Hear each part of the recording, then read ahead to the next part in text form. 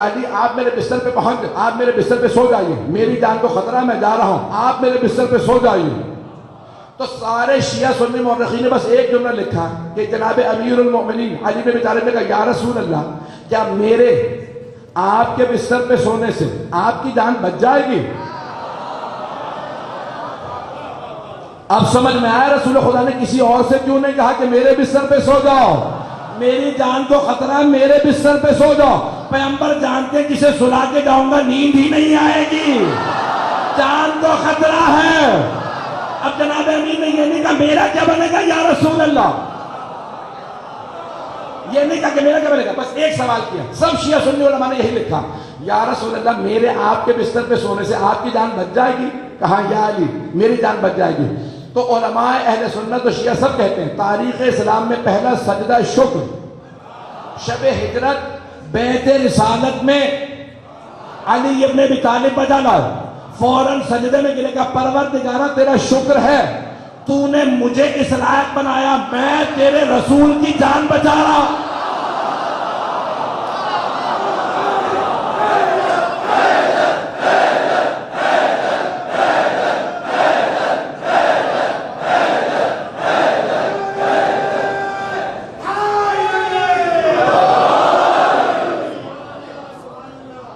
پسینے کی تو آپ نے کیفیت دیکھ لی ہوگی۔ اعزان گرامی میں پورا سب مجھ رہا ہوں لیکن پھر بھی پورا خون جگر دوں گا آپ کی خدمت میں اور مطالب پیش کر رہا ہوں۔ اگر کوئی کوتاہی رہ جائے تو آج مجھے درگزر کر دیجیے گا، انشاءاللہ ایک رات اگر آرام ملی ہے تو انشاءاللہ میری حالت بہتر ہو جائے گی۔ توجہ رہے گی میرے ساتھ؟ تو جناب امیر نے کہا یا رسول اللہ کیا میرے آپ کے بستر پہ سونے سے آپ کی جان بچ جائے گی؟ پیغمبر نے فرمایا ہاں یا علی آپ میرے بستر پہ سو جائیں گے تو میری جان بچ جائے گی۔ جناب امیر سجدہ شکر بجا لاتے ہیں اور فوراً جس طرح پیغمبر ابا پورے بدن کو ڈھانپ کے سوتے تھے، سر سے لے کے پاؤں تک بدن ڈھانپ کے سوتے تھے، سارے کے سارے مورخین نے لکھا پیغمبر پورا بدن ڈھانپ کے سوتے تھے، کروٹ کبھی نہیں لیتے تھے، بالکل سیدھے لیٹتے تھے، پورا بدن ڈھانپ کے، سر سے لے کے پاؤں تک۔ کالے رنگ کی ابا لیتے تھے، کالے رنگ کی ابا لیتے، پورا بدن ڈھانپ لیتے۔ اب نہ کہنا شیعو تم کالا لباس پہنتے ہو، کالا لباس بدعت نہیں سنت ہے۔ پہنچتے رہیں گے جانے گا۔ تو پیغمبر کے لیے لکھا کہ پورا بدن ڈھانپ کے سوتے تھے، سر سے لے کے پاؤں تک پورا بدن ڈھانپ کے سوتے، اور پھر بھی جب بھی کوئی گزرتا تو صرف دیکھ کے اشارہ کر کے کہہ دیتا تھا۔ جب سب کے سب صحابہ موجود ہوتے نا تو سب دیکھ کے کہتے یہ رسول خدا سو رہا ہے۔ میں نے اسے اشارہ کیا تھا، سب دیکھ کے کہتے یہ رسول خدا سو رہا ہے۔ کہا کیسے پتا؟ کہ ان کے بدن سے نور چھن چھن کے نکلتا، نہیں پہنچا سکا، ان کے بدن سے نور چھن چھن کے نکلتا۔ یہ ابا کالے رنگ کی اوڑھے ہوئے ہوتے ہیں لیکن پھر بھی ابا سے نور نکل کے بتاتا ہے کہ محمد سو رہے ہیں۔ تو پیغمبر کو ایک اور وجہ تھی کہ علی ہی کو اپنے بستر پہ سلانا تھا، باقی سارے تاریخ تھے، بس علی ہی محمد کے نور کے دو۔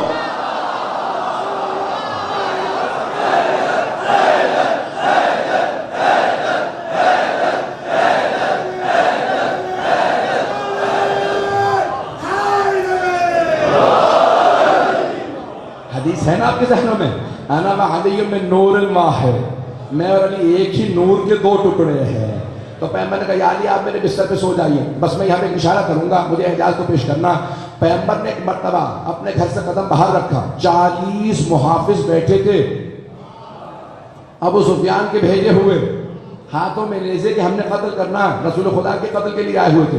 پیغمبر نکلے اپنے گھر سے باہر اور سورہ یاسین کی آیات تلاوت کر رہے تھے، وَجَعَلْنَا مِن بَيْنِهِمْ سَدًّا وَمِن خَلْفِهِمْ سَدًّا فَأَغْشَيْنَاهُمْ فَهُمْ لَا يُبْصِرُونَ، ہم نے ان کے سامنے بھی ایک پل بنا دیا، ان کی پشت پہ بھی پل بنا دیا ہے، پتہ نہیں لوگ ہیں یا نہیں۔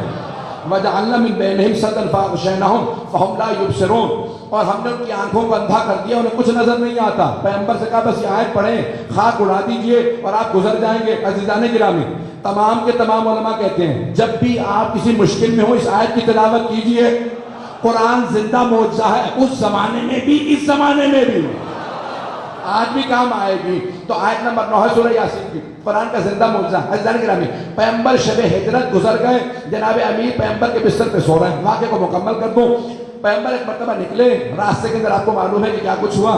یہاں جناب امیر بستر رسالت پہ سو رہے ہیں، ابو سفیان نے سب سے کہا تھا جیسے ہی صبح رات ڈھل جائے، صبح نمودار ہو، سب ایک ایک نیزہ صرف اور صرف محمد پہ وار کر دینا، صرف ایک ایک نظام. ایک مرتبہ ایک نے کہا سب آہستہ آہستہ اندر آ جاؤ، سارے کے سارے رسول خدا کے گھر میں داخل ہوئے. ایک مرتبہ ایک نے کہا میں چادر کھینچوں گا، سب کے سب نیزے مار دینا. اگر کوئی سن رہا ہو کہ یہاں اتنے لوگ موجود ہیں، بڑے بڑوں کو خطرے میں نیند نہیں آتی، اور وہ علی جنہیں سونے کی عادت نہ ہو، 1000 رکعت کی عادت ہو. لوگ ہے یا نہیں؟ ایک آدمی نے اعتراض بھی لکھا کہ مولا 1000 رکعت پڑھتے تھے، کہا نیند نہیں آتی ہوگی تو 1000 رکعت پڑھ لیتے تھے. پتہ نہیں لوگ ہے یا نہیں؟ بغض علی بڑا سر چڑھ کے بولتا. اس نے کہا علی کو نیند نہیں آتی ہوگی، اس کی ہزار رکعت نماز پڑھتے تھے، ہمارے والوں کو نیند آتی تھی سوتے رہتے تھے. تو مولا کو نیند نہیں آتی تھی، تو علی نے شب ہجرت سو کے بتایا نیند آتی تھی، اور ایسی آتی تھی کہ قاتلوں کے سائے میں، نیزوں کے سائے میں صرف علی سو سکتے تھے، اور کوئی ہوتا تو ویسے ہی ہاتھ پھیرو.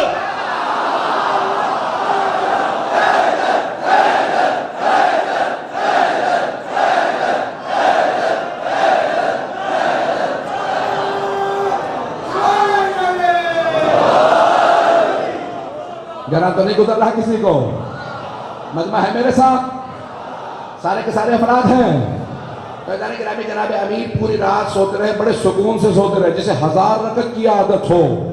وہ سب کی چیمی گوئیاں سن رہے ہیں، باتیں کر رہے ہیں لوگ، ہاتھوں میں نیزیں. ایک نے چادر کھینچی، کہا کہ نیزے چلا دو. جیسے نیزے چلنے لگے، ایک نے کہا رک جاؤ، یہ محمد نہیں علی ہیں. نہیں پہنچا سکا. عزیزان گرامی، وہ دیکھنے والے شیعہ نہیں تھے، رافضی نہیں تھے، ابو سفیان کے بھیجے ہوئے تھے. پوری رات دیکھتے رہے اور بار بار کہتے رہے ابھی محمد سو رہے ہیں، ابھی محمد سو رہے ہیں. بھائی انہیں 19-20 کا فرق پتہ نہیں چلا. یہ نہیں کہا اس کا نور زیادہ تھا، اس کا نور کم ہے، اس کا قد بڑا تھا، اس کا چھوٹا ہے.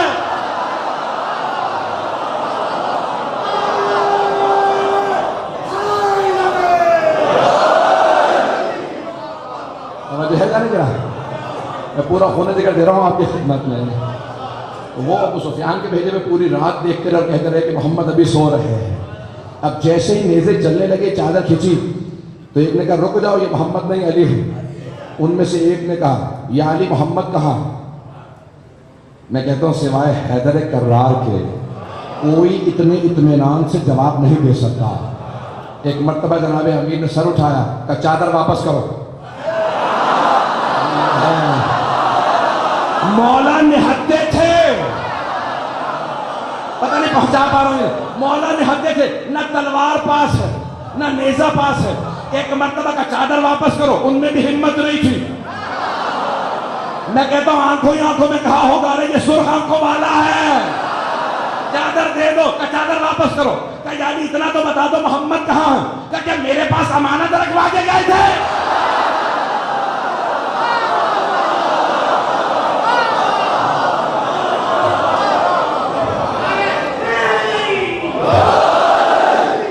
فرما رہے ہیں ظالم، کہ میرے پاس امانت رکھوا کے گئے تھے.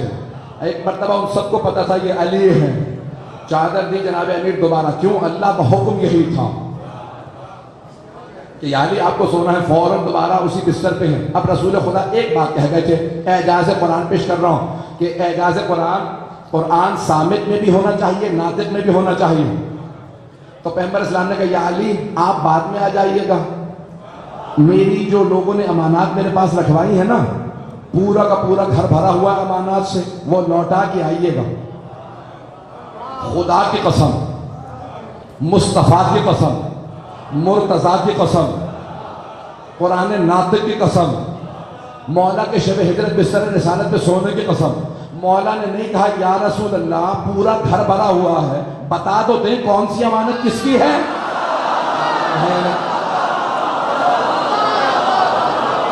پہنچ رہے یا نہیں پہنچ رہے؟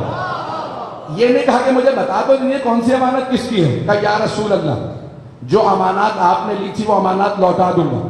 اب شیعہ سننے کتابوں میں ایک حدیث ہے وَلَا يُؤَدِّ أَنِّي إِلَّا عَلِي، میری لی ہوئی امانات کوئی ادا نہیں کر سکتا سوائے علی کے. لِأَنَّ يَدِي وَيَدُ عَلِيٍّ فِي الْقَضَاءِ سوا، کیونکہ میرا اور علی کا ہاتھ قضاوت میں ایک سا ہے. توجہ توجہ، جو امانت دے رہے تھے پیغمبر کے ہاتھ میں، پیغمبر کہہ رہے تھے لوٹائیے گا یا علی آپ، امانت دی پیغمبر کے ہاتھ میں، مولا نے کہا لوٹاؤں گا میں۔ عزیزان گرامی، سارے مورخین نے جملہ لکھا کہ جیسے صبح نمودار ہوئی سارے مکے والے آنے لگے، کہا سنا محمد ہجرت کر گئے؟ مولا نے کہا ہاں۔ کہ ہماری امانتوں کا کیا ہوا؟ کہ گھر بھرا ہے۔ کہ اب تم ایک قطار میں کھڑے ہو جاؤ، میں امانتیں لوٹاؤں گا۔ مولا چہرہ دیکھتے امانت لوٹا دیتے۔ کسی مشرک و کافر نے کہا یہ میری امانت نہیں ہے۔ بھئی مولا چہرہ دیکھ کے جانتے ہیں۔ ارے جو چہرہ دیکھ کے امانت لوٹانا جانتا ہو، کیا وہ چہرہ دیکھ کے شفاعت نہیں کرنا جانتا؟